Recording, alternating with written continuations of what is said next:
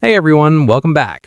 Today I am showing you exactly how to add an autoplay video in Squarespace. Let's get right to it.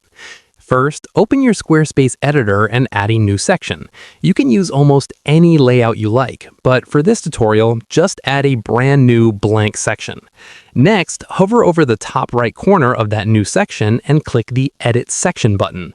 Then, head over to the Background tab, select Video, and click Add a Video. You can upload a new video file right from your computer or phone.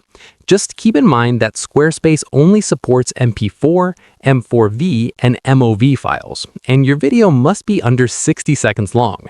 Because this is a background video, Squarespace automatically sets it to autoplay on a loop. Finally, you can customize it. You have the option to change the width of your video to full bleed, which will make the video seamlessly expand all the way to the very edges of your screen. Hit save and your animated background is good to go. And that's it. You have successfully added an autoplay video to your site. If this quick guide helped you out today, please give the video a thumbs up and subscribe for more tech tutorials. See you in the next one.